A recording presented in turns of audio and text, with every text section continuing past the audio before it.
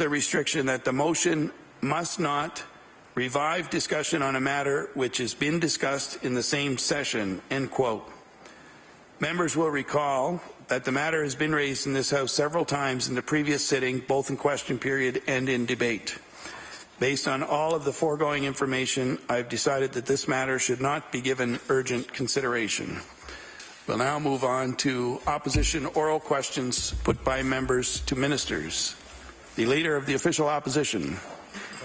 Thank you, Mr. Speaker. Last week, the Premier announced that his government has purchased 15 acres of land in Bayers Lake. What he didn't tell the people of Nova Scotia, Mr. Speaker, is that he paid 12 times the assessed value for that land. Nova Scotians are scratching their heads over this latest deal, Mr. Speaker, and I would like to ask the Premier to explain to them why his government paid 12 times the assessed value for that land. The Honourable Premier. Thank you, Mr. Speaker. I want to thank the Honourable Member for the question. It's my pleasure to stand up and tell all this House we're on track with the redevelopment of the QE2. We knew we're a generation, quite frankly, that gets an opportunity to reshape the healthcare delivery model. When you look at the outpatients and some of the day surgeries that are being offered downtown, Mr. Speaker, it made more sense to move them out where the people were. We began to realize 60% of the people who are using the QE2 actually come from outside. Of the 40% that live in HRM, very few live on the peninsula, Mr. Speaker. So what we did was look at where's the traffic, where's the volume coming to. We looked at where the 102, the 103 converged. There was a number of sites. TIR went through a number of explanations. We came down to a site that has been prepped, ready to go, and we're looking forward to the construction to beginning on that so that Nova Scotians can continue to get an improved health care service that we've been providing them for the last 3 years. The Honourable Leader of the Official Opposition on his first supplementary. Well, Mr. Speaker, it's very telling that the Premier didn't answer the question about why he paid 12 times the assessed value for that land. Mr. Speaker, no wonder this area is called a whopper drop when we get an answer like that. This is the latest in a string of bad deals that this government has made, spending taxpayers' money, Mr. Speaker, like it's going out of style. In this case, a developer paid for this very piece of land just 3 years ago, paying $52,000 an acre. Last week, the Premier announced that he was buying that land for $500,000 an acre, Mr. Speaker. That's what Nova Scotians want answers to. Here's the thing, Mr. Speaker. It was untendered. There was no tender to try and get a good deal for taxpayers. Why did this land purchase go untendered?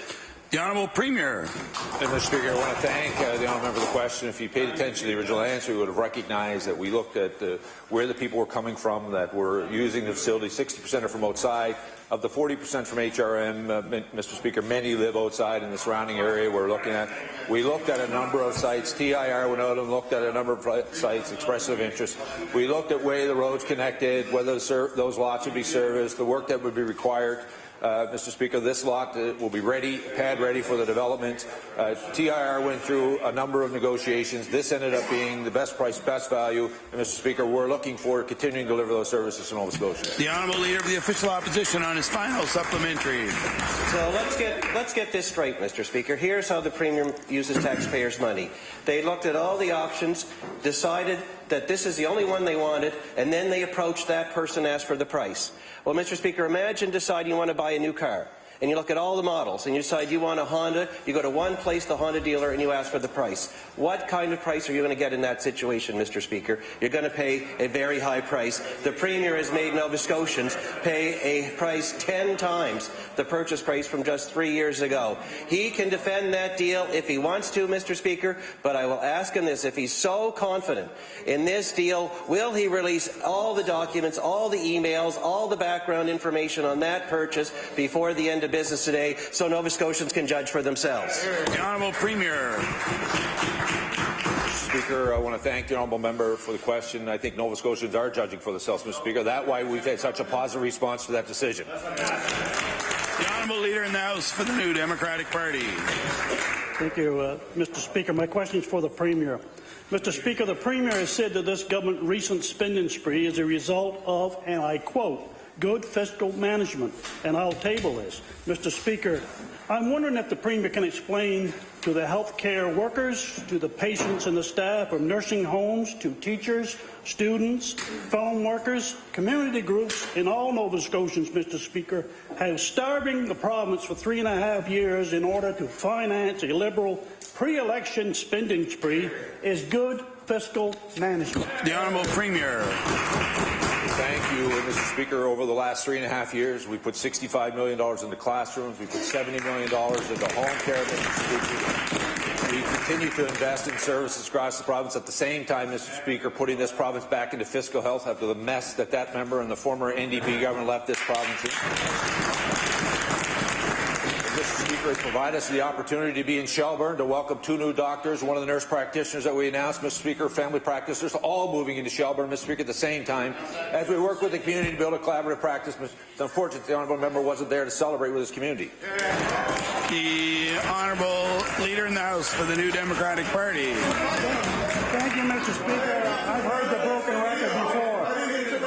Mr. Speaker, good fiscal management, Mr. Speaker. This government has spent nearly $1 million studying, I repeat, studying, Mr. Speaker, whether to privatize our registries that bring in over $100 million in profit a year to this beautiful province. Mr. Speaker, for 3.5 years, Nova Scotians has been told that there's no money, that the cupboard is bare. It turns out, yes, Mr. Speaker, there is money, lots of it, but the money had to be squirreled away for the Liberals' pre-election spending fund. And to think, Mr. Speaker, that this is a government that promised to put Nova Scotians first. Does the member have a question? So I ask the Premier, how can Nova Scotian trust this government that he has put the needs of his Liberal Party ahead of the needs of the people of this province? The Honourable Premier. Mr. Speaker, again, I want to thank the honourable member for the question. I want to thank all Nova Scotians who have worked so hard to ensure that we get ourselves back to fiscal health. I want to thank, Mr. Speaker, all those Nova Scotians who continue to support our government as we make those investments in classrooms, as we provide home care, Mr. Speaker, to ensure that seniors get an opportunity to stay in their homes as long as possible. Continuing to make those investments to ensure that young Nova Scotians get their first job opportunity here at home, Mr. Speaker, with graduate opportunities. We're going to continue, Mr. Speaker, to make the right decisions for Nova Scotians. The honourable member, and I hear the member from Truro, Bobble Hill, Salmon River, and Millbrook talking about it, Mr. Speaker. The issue was she chose to put all of it in wages to her friends in the labour movement as opposed to investing in classrooms.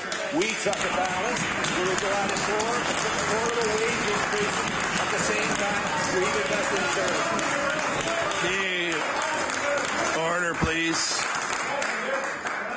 The Honourable Leader in the House for the New Democratic Party. You know who seems to have some good fiscal management skills, Mr. Speaker? You know who? It is a developer who is selling the lands in Bears Lake to this Liberal government. The developer bought 177 acres of land for just $9.4 million and is now in line to almost the money back on just 15 acres of that land to this government. So, Mr. Speaker, I know that the development has given $3,000 to this Liberal Party, so I'd like to ask if the developer will be also giving the Premier any lessons in good fiscal management. The Honourable Premier. Mr. Speaker, I want to thank the honourable member for the question. As you would know, and the honourable member asked the question earlier, that piece of land was part of a number of parcels we looked at. It was purchased at one point, Mr. Speaker. That property is being developed, as he knows. Mr. Speaker, the question for the honourable member is, did he sell his lobster license when he retired for the same as he paid for it in the beginning? I doubt so, Mr. Speaker. The Honourable Leader of the Official Opposition.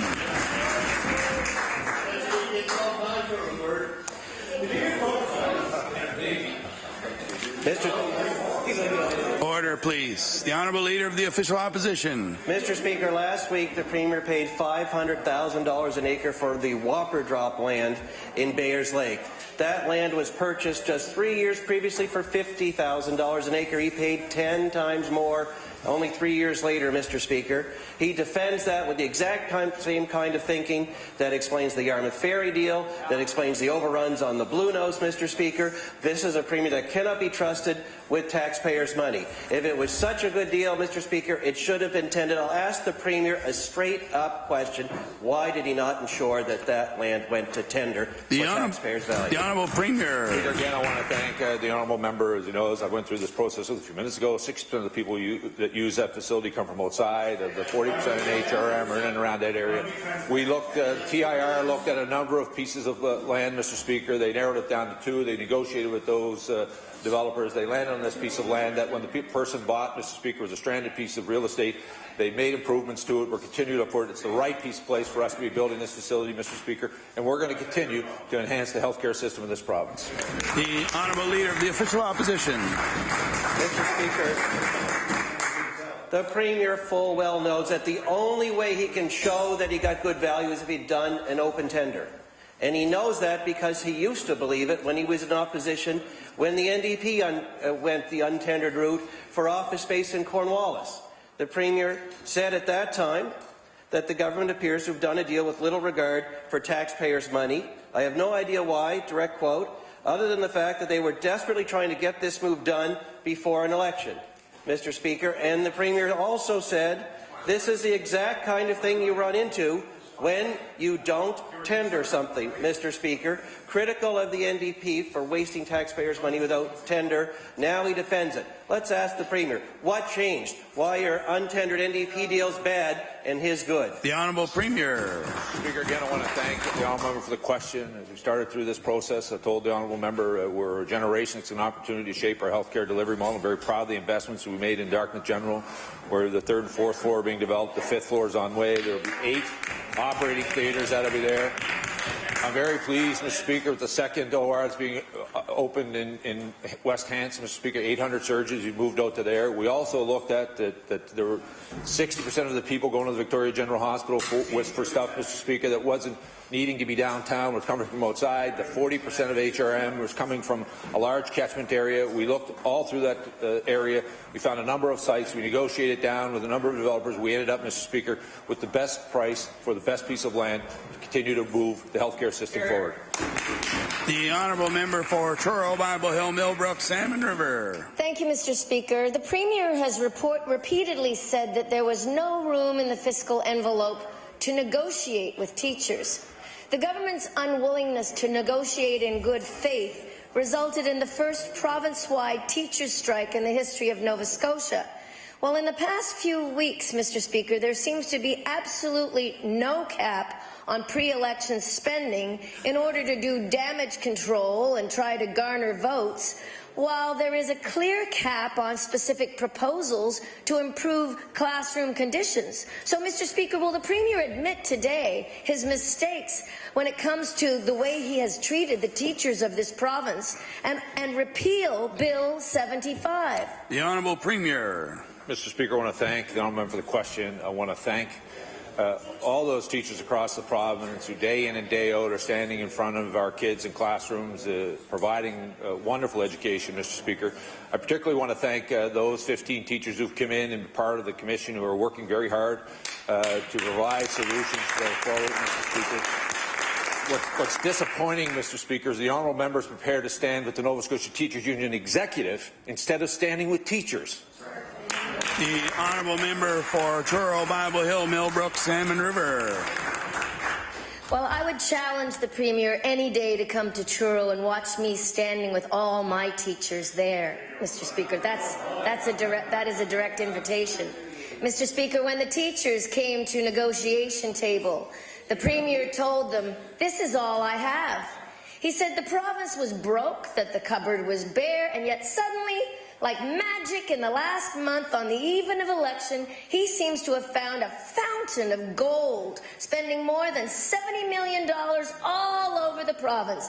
He was even mentioned by Steve Murphy on CTV. So, Mr. Speaker, my question is, will the Premier... Mr. Speaker, Steve Murphy was surprised that suddenly he came up with all this money. So would the Premier explain to us and to Steve Murphy why he thinks payroll rebates for big businesses are more important than kids? The Honourable Premier.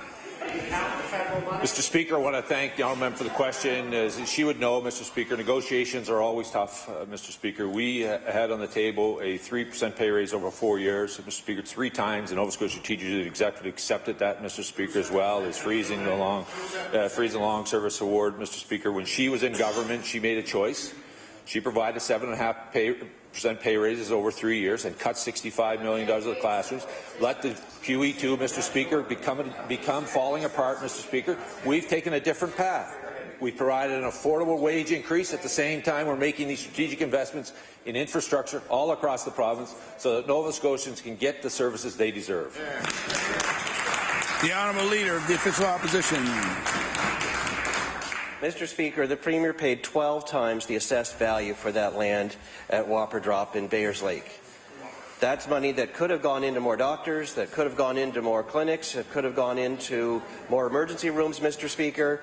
He thinks he got a good deal. He thought he has a good deal with the Blue Nose. He thought he made a good deal on the Yarmouth Ferry. Taxpayers know that he doesn't make good deals. In fact, Mr. Speaker, they know that he is wasting their money instead of being careful with it. He defends the deal here, Mr. Speaker. I will ask him a straight-up yes or no question. Will he release all the documents related to that land purchase today so Nova Scotians can see for themselves? The Honourable Premier. Mr. Speaker, I want to thank the hard-working people at TIR who continue to go out to make sure, Mr. Speaker, that we look at all of the possible options that were there, Mr. Speaker. They went out, assessed a number of pieces of property, get down and negotiate, Mr. Speaker, to find what was the best deal for Nova Scotians. The Honourable Leader of the Official Opposition. I guess that's a no, Mr. Speaker, which will just make people even more suspicious of what went on here. It is not lost on them that after this process that the Premier is so proud of, that land purchase for 12 times its value was made with a significant donor to the Liberal Party.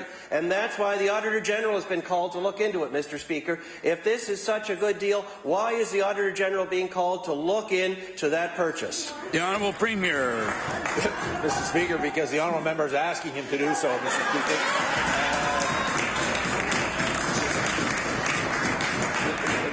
Speaker, the Honourable Member is now calling into question the hard-working public servants who work on behalf of all Nova Scotians to ensure that we continue to have, Mr. Speaker, the right investments for Nova Scotians. They've gone out, Mr. Speaker, they've looked at a number of pieces of land. They ended up narrowing those down to a number of pieces. Mr. Speaker, we're looking forward to that. It's unfortunate that the Honourable Member continues to be so negative about a province that is moving forward. The Honourable Leader of the Official Opposition. Mr. Speaker, we absolutely did ask the Auditor General to look into it because the Premier is hiding behind all of these words, but he won't do these simple, transparent things like tender the land in the first place or release the documents that show how this decision got made, Mr. Speaker. You would think that the Premier of Nova Scotia would want to know what went on with this land purchase that was 12 times the assessed value, but instead he doesn't want to know, Mr. Speaker. I'd like to ask the Premier, will he join the opposition and call on the Auditor General to review the very documents that he is hiding from the people of Nova Scotia so he can tell us whether we had a good deal or not? The Honourable Premier. Mr. Speaker, I'm way too optimistic about the future of this province to join the opposition. The Honourable Leader of the Official Opposition. And you know what, Mr. Speaker, we're optimistic that someday we're going to get a straight answer from this Premier about what he's doing with taxpayers' money. We've asked him to make all the information publicly available. He refuses. Why? We've asked him to share the information with the Auditor General. He refuses. Why, Mr. Speaker? This is why people are questioning not the department, far from it, Mr. Speaker. They're questioning the integrity of that Premier and this government. That's the question. It is incumbent on the Premier, before there is an election, to clear the air on why he paid 12 times the value for that land. Will he clear the air and release all those documents, yes or no? The Honourable Premier. Mr. Speaker, let's be clear. Any information the Auditor General has asked for this government, we provided, Mr. Speaker. It is unfortunate the Honourable Member cannot see that this province is moving forward and celebrate along with every other Nova Scotian. The Honourable House Leader for the New Democratic Party. Mr. Speaker, today Nova Scotia has made the news again for the crisis in our emergency department, and I'll table an article, Mr. Speaker. Code census allows emergency department staff to alleviate pressure when there is overcrowding by forcing units throughout the hospital to accept patients. In Halifax Infirmary, a code census was called 23 out of 31 days in January, and unfortunately, Mr. Speaker, during those days, at least one patient died in the hallway, and the family of that patient tells how the crowded hospital failed her husband. This human suffering is the direct impact of the crisis of our hospitals trying to operate well beyond their capacity. So I'd like to ask the Premier, does the Premier think this is acceptable? The Honourable Premier. I apologize to the honourable member. I thought he was going to the Minister of Health, and in order to do him justice, I would, if he wouldn't mind repeating that question, if you're okay with that, Mr. Speaker, I do apologize. The Honourable House Leader for the New Democratic Party. Thank you, Mr. Speaker. Just wondering if the Premier thinks it's acceptable to hear about the unfortunate death of a patient in the hallway during code census at the QE2. The Honourable Premier. Thank you to the honourable member, and I appreciate him repeating that question. Mr. Speaker, all of us, when our loved ones are requiring health care services in the province, of course, when there's a passing, we all mourn for that family. We know that the member spoke about the code that was called for the facility. It is an opportunity to look at whether there's more staff required to come in. I want to reassure all Nova Scotians, though, Mr. Speaker, as they enter into our healthcare system, regardless of whether it's in urban or rural Nova Scotia, we have professional healthcare providers and quality infrastructure that is providing top quality healthcare. The Honourable House Leader for the New Democratic Party. Thank you, Mr. Speaker. In the article that I tabled, senior staff at the Nova Scotia Health Authority agreed that the patient should not have spent 7 hours in the hallway, but the system is at capacity. The overcrowding of emergency departments is at a crisis level, and emergency room closures are moving in the wrong direction. There has been a very real human toll as a result of the political decision to merge the DHAs and not making health delivery the priority, Mr. Speaker. So I'd like to ask the Premier, will the Premier explain why the government hasn't made any progress and, in fact, has made the status of our emergency care in the province worse? The Honourable Premier. Mr. Speaker, I want to thank the honourable member for the question.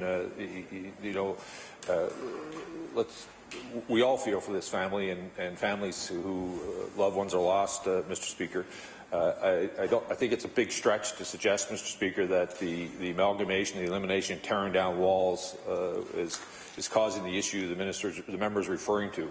What we're doing is continuing to work with our healthcare providers at all levels to make sure that people are receiving the right care in the right place. I would agree with the honourable member that is unacceptable at the level of time. Persons in the hallway, the good circumstances in and around that.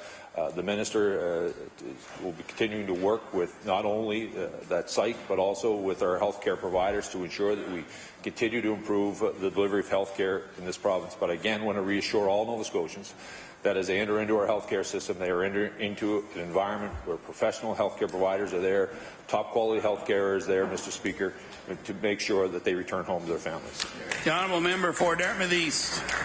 Thank you, Mr. Speaker. On May 5th of last year, the Health Minister said in this House that he expected a statement, timeline, and, quote, a robust plan in place soon, quote, soon, to address inconsistencies in case management and treatment of people presenting at the province's ERs with suicidal ideation and multiple suicide attempts. That still hasn't happened, Mr. Speaker. So when is soon going to be, and when will a plan be announced and implemented? The Honourable Minister of Health. Thank you very much, Mr. Speaker, and I thank the member opposite. In fact, just this week, I toured the new ER at the Aberdeen. And now in Pictou, there's a crisis team in place to deal with any trauma that does enter the hospital. And once the new site is up and operating, in fact, there'll be 2 observational beds. There'll be a secure area for anybody in trauma. We have this being duplicated across the province, and I would say provincially we're in a much better place to respond to mental health emergencies. The honourable member for Dartmouth East. Mr. Speaker, it's a year later, and last year the Minister of Health stood in this chamber during budget estimates and promised that he had met with Dr. Linda Corey and he would be out with her and announce a robust plan and a timeline to address inconsistencies across all ERs in the province. So there were standards in place. Many doctors and nurses in this province's ERs say there are still many inconsistencies in the area of critical care. Why has it not been a priority for this minister over the past year when he said in this House on May 5th of last year it was going to be a priority and would happen soon? The Honourable Minister of Health. Thank you very much, Mr. Speaker. And I'm not sure the member opposite knows, or members of the House, but mental health was one of the 7 areas that the Health Authority was preparing a plan for. We know that in our emergency rooms, doctors, in fact, a number of them have now received further professional development around in the mental health area. Many of them, of course, are trained, obviously, for the physical medical emergencies, and now a number have been trained and are ready to deal with patients who present with mental health traumas. The honourable member for Pictou West. Thank you very much, Mr. Speaker. My question through you is to the Minister of Justice. Recent comments by a judge in a sexual assault case sparked outrage in Nova Scotia, and I'm pretty certain, Mr. Speaker, that we are all aware of what case I am referring to. This Liberal government had an opportunity to harness that public interest in protecting survivors of sexual assault and transform it into action. My question is, why didn't the minister commit to working with MLAs from all parties to make our province a leader in supporting survivors of sexual violence? The Honourable Minister of Justice. Thank you very much, Mr. Speaker. And certainly, just to preface my answer, it's important to know that when we have any comments in the public about judges, the Attorney General and Minister of Justice would never criticize a judge. That's not our role, and we would not do that, and that's part of the separation of duties and the pillars of our society. So I think that's important for you to know. But we have responded, and I would like to just tell the member a few things. We've agreed that there will be 2 new specialized prosecutors at the Public Prosecution Service that will specialize in sexual assault, that there will be money from the Victim Services budget that will allow for victims of sexual assault to have their own legal services, to have 4 hours of legal services. That's a request that's in, and we're very confident that will come. Thank you. The Honourable Member for Pictou West. Thank you, Mr. Speaker, and I do thank the Minister for her answer. However, the fact is that the Progressive Conservative Caucus did ask that the government dedicate this spring session to protecting survivors of sexual assault. We offered to work with all parties to introduce and pass a comprehensive bill. It's a nonpartisan issue, Mr. Speaker. When people are brave enough to come forward, we as legislators have a duty to make sure they are treated fairly and definitely with dignity. Will the Minister please commit to supporting legislation that provides survivors of sexual assault with confidence the justice system will not fail them? The Honourable Minister of Justice. Thank you very much again, Mr. Speaker. And I think it's really important that we remember that this province was the first ever to bring in a sexual assault strategy. And the Minister of Community Services and Status of Women has overseen that strategy for 3 years, and it's been very successful. It's raised awareness, and I think we can credit it with a lot of the awareness around the public response that we saw in the last month. In addition to that, what we'll continue to do is work hard to provide the services through victim services, through all of the partners in the justice system to ensure that victims will come forward, bring their complaints and charges, and that we can have justice for all. Thank you. The Honourable Member for Pictou West. Thank you very much, Mr. Speaker. My question through you is to the Minister of Municipal Affairs. Last week, a report by the Auditor General into expenses at the municipality of Guysborough characterized spending by the former warden and other officials as indulgent and opportunistic. The former warden charged thousands and thousands of dollars in personal expenses to the municipal credit card and what amounted to a number of short-term loans from taxpayers. He treated this privilege as a luxury. What oversight measures is the minister putting in place to end this indulgent spending of taxpayer dollars by municipal officials? The Honourable Minister of Municipal Affairs.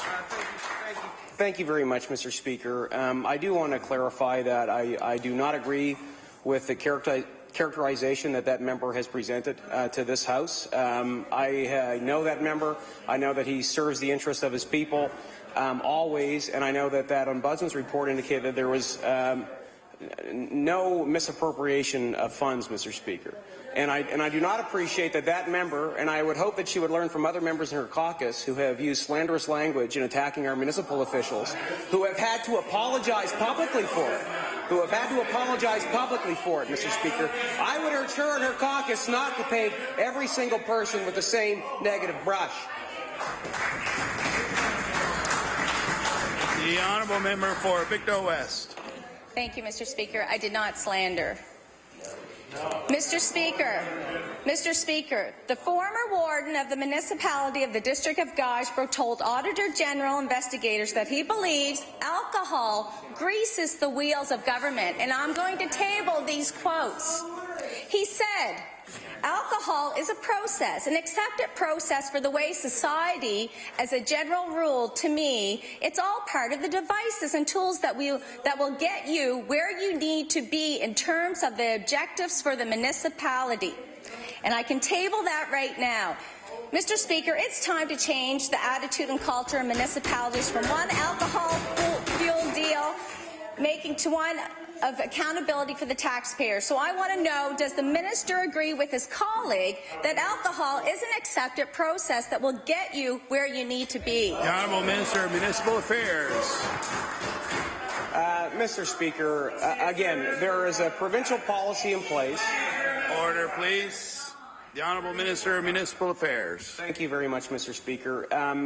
There is a policy in place provincially around use of alcohol for hospitality reasons. We are going to standardize the rules across the province for every single municipal unit to bring it in line with provincial regulations in that matter, Mr. Speaker. Furthermore, Mr. Speaker, the changes that we will be bringing forward will ensure that all expenses are online, they're open, transparent, so Nova Scotians can judge for themselves on where their tax dollars are being spent, Mr. Speaker. And I look forward to the day when all members in this House will support us in bringing that piece of legislation forward. The Honourable House Leader for the New Democratic Party. We have all next week. Thank you, Mr. Speaker. My question is for the Minister of Health. Yesterday, we learned of the recent death of 6 residents at Arborstone Enhanced Care who died in the past 2 weeks after contracting a respiratory infection. All 6 residents lived on the same floor, Mr. Speaker. It has been reported that family members were not informed about the outbreak until their family members were quite ill. So I'd like to ask the Minister, can the Minister of Health please explain why there was a delay in informing the family members about this outbreak, of this fatal virus? The Honourable Minister of Health. Thank you very much, Mr. Speaker. I know that when there were multiple deaths at Arborstone, the management and as well as the owners of the Shannock's home did reach out to NSHA, Department of Health and Wellness, as well as, and obviously triggered public health to take a look at why there were multiple deaths. And I don't have the detailed information on how they communicated with families. I know they put notice in the facility that this infection, respiratory infection, was now in the institution, but they worked to balance both the visiting ability to meet with loved ones as well as mitigate against the infection. The Honourable House Leader for the New Democratic Party. Mr. Speaker, I think all members of the House would like to offer our condolences to the families who lost loved ones. Sadly, families are wondering if their loved one's illness could have been caught and treated earlier if the nursing home had more staff, and we also share those concerns, Mr. Speaker. So I'd like to ask the Minister, will the Department be looking into the circumstances that led to the deaths of 6 residents at Arborstone Enhanced Care? The Honourable Minister of Health. Thank you very much, Mr. Speaker. And I certainly join with member opposite in expressing condolences to all of the families involved. And we heard from one of the wives this morning speak about the loss of her elderly husband, and I expressed the same to the media today. But in terms of this issue, I know that any time there are deaths, and adversely numbers. In this case here, the department will review what has transpired and taken place. What I do know in checking on staffing, the complement of staffing that is required by the province was in place, 24/7 nursing, LPN support and CCA in the home, and but certainly we will have more information as we go forward. The honourable member for Pictou East. Thank you, Mr. Speaker. My question is for the Minister of Internal Services. Documents obtained through a Freedom of Information request show that an employee of the Department of Agriculture was planning to make a presentation at a community meeting in Cumberland North on January 30th, but was later told that they could not make that presentation. Documents show that the employee was not aware that approval was needed, since they had made similar presentations many times over the past couple of years without undergoing an approval process. My question for the Minister of Internal Services: will the Minister tell the House what rules are in place for civil servants to speak at public events, and where can those rules be found? The Honourable Minister of Internal Services. Mr. Speaker, I'm not familiar with the case the member is speaking about, but I'm more than happy to get the information from him, who the employee is, what the speaking engagement was regarding, and look into it for him. Thank you. The honourable member for Pictou East. Thank you, Mr. Speaker, and we will follow up with that, because there is some confusion as to whether there's rules, one set of rules, two sets of rules, three sets of rules, whatever, because we do know through another FOIPROP request that the member from Cumberland North, corresponding back and forth with senior transportation bureaucrats about their attendance at a public meeting, had no problem getting them there. In fact, nowhere in that FOIPROP is there any mention of needing approval.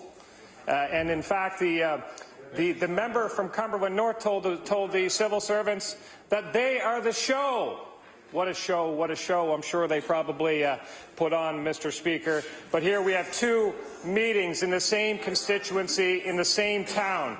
So will the minister explain why civil servants were denied approval to attend a meeting with the agriculture, but were given carte blanche to attend the meeting for the member from Cumberland? The Honourable Minister of Internal Services. Mr. Speaker, the only show is whenever that member gets up and speaks. The honourable member for Kings North. Thank you, Mr. Speaker. Mr. Speaker, my question is for the Minister of Health. Mr. Speaker, in 2016, August 18th, the Minister of Health announced a hospice for the Annapolis Valley. At the time, it was stated that there was a goal of opening the hospice by the middle of 2019. A goal. Mr. Speaker, my question is that opening date still a goal, and does the Minister think that that will be a goal that will be scored? The Honourable Minister of Health. Thank you very much, Mr. Speaker. You're pleased to inform the member opposite that, in fact, this week I met with the architects for the hospice, and while there was a little bit of challenge with some aspects of design and location, they are now in certainly in a much more hurried up fashion to get this started. We know that this has been a long journey. We also need to confirm with those who have made generous donations that the work will be underway shortly. The honourable member for Kings North. I'm not sure, Mr. Speaker, whether to think that that goal is still achievable or not. But, Mr. Speaker, at the Valley Hospice announcement, two items normally associated with a construction announcement were strangely missing. There was no building design plan and there was no budget. It would seem the hospice announcement was missing these details, despite the fact that it had only been about 7 or 8 years in the planning stage. Can the minister confirm that there is an actual building design and a budget, and can he table both of these in the legislature today, seeing that he's already announced the bill 6 months ago? The Honourable Minister of Health. Thank you very much, Mr. Speaker. Selecting the final site on the grounds of Valley Regional Hospital was, in fact, up to the Hospice Association to make that decision. Looking at final design and costing is what the NSHA and the Hospice Association have been working on. I know at their May 4th meeting there will be much more I guess, significant plans that will be coming forward. And what I can assure the member opposite that the goal, in fact, is to break ground this fall and work through the winter on the hospice. The Honourable Leader in the House for the New Democratic Party. Thank you, Mr. Speaker. Mr. Speaker, my question is for the Premier. Media has reported that officials in the U.S. government has confirmed that the maritime exclusion for softwood lumber has been eliminated. This news is a disappointing outcome for the lumber industry in Nova Scotia, who are an important part of our economy, particularly in rural Nova Scotia. While it's not the decision that we hoped for, the government has known for some time that this result was possible.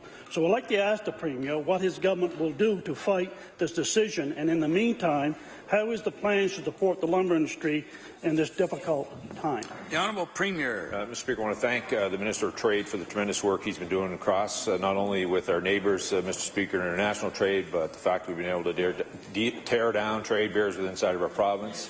The Honourable Member that is referring to the situation he's referring to, we continue to work on that. Report that he's referring to has not been confirmed, Mr. Speaker. We have been in contact. We're looking forward to when the announcement will come out, either later this evening or tomorrow, on what that ruling will be. But I want to assure the honourable member that we have defended the forest industry in this province, and we will continue to do so. The Honourable Leader in the House for the New Democratic Party. Mr. Speaker, past negotiations about the maritime exclusion were led by the industry-led Maritime Lumber Bureau. However, this time around, the provincial government took charge. So I'd like to ask the Premier why there was a change in who led these negotiations and if he thinks that they had any impact on the outcome. The Honourable Premier. Well, Mr. Speaker, as I said earlier in my first question, the honourable member doesn't know the outcome, Mr. Speaker. We don't know the outcome. All I can tell the honourable member is that we stood up for Nova Scotia's interest. The honourable member for Colchester, Musqueam Valley. Thank you, Mr. Speaker. Mr. Speaker, my question is for the Minister of Community Services. Earlier this month, CBC featured a story about a husband and wife, the Pikes, who act as foster parents to many sick and sometimes terminal young children in the province. According to the department, there are just over 1,000 children in the care of the province. Of these children, roughly 400 are not in foster care for various reasons.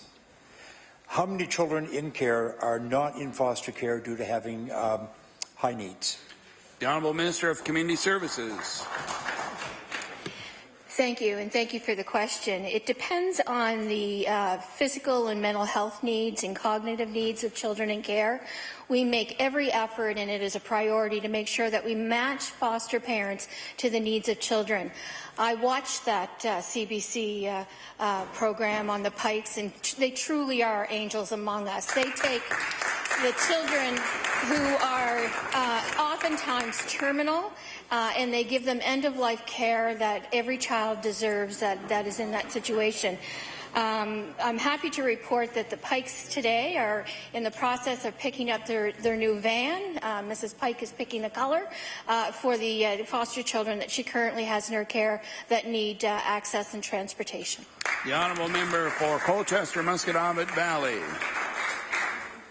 We certainly know that a family like the Pikes is very, very rare, and not everyone is undertaking that responsibility for a child who has great needs of health conditions and care needs. We need to salute people like the Pikes for their great compassion and commitment. My question is, as the province phases out the larger institutions like Kings County Rehabilitation Centre, where will the children with high needs be placed? The Honourable Minister of Community Services. Thank you. That actually is two separate issues. Children that are in residential care now generally aren't under the provincial care within the Child Welfare Services. What we've been doing and what we'll continue to do over the next 7 years now is continue to move children and adults and youth and older persons from the larger residential facilities back into community. In fact, over the last year with just $1.45 million, we've been able to move 47 people from larger residential facilities back into the community, and we'll continue to do more as we go forward. But it really is two different issues, children in care and children who are in residential facilities such as King's. The honourable member for Kings North. Thank you, Mr. Speaker. Mr. Speaker, my question is for the Minister of Agriculture. Mr. Speaker, last July, Minister of Agriculture from across the country committed to working together to enhance the sector's ability to prosper through competition, innovation and new initiatives. This came in response to the need for a plan to grow sustainability after our government's Grow Forward 2 program ends next March. My question for the Minister is, during these meetings, what issues did the Ministers discuss to ensure the renewal of the Grow Forward program? The Honourable Minister of Agriculture. Thank you very much. We're in the process of working with our provincial colleagues and territorial colleagues, as well as the federal government, to put in place a Going Forward 3 program. The honourable member for Kings North. Mr. Speaker, at last year's Nova Scotia Federation of Agriculture AGM, 2 resolutions were passed about the new agreement and some of the policy changes required to best meet the needs of the agriculture sector. One of the resolutions read, the Nova Scotia Federation of Agriculture requests that the Provincial Department of Agriculture take over the administration of the Agri-Stability Program at the provincial level or coordinate its administration at the maritime level. It went on to say the provincial government and the Department of Agriculture to commit to a 5-year support and funding to the Homegrown Success Program so farmers can access multiple year funding in 1 year for larger scale projects that will help lead to organized progressive development on farms. My question for the Minister, can the Minister tell us if any of these issues will be addressed in the next 5-year agreement with the Federal Department of Agriculture? The Honourable Minister of Agriculture.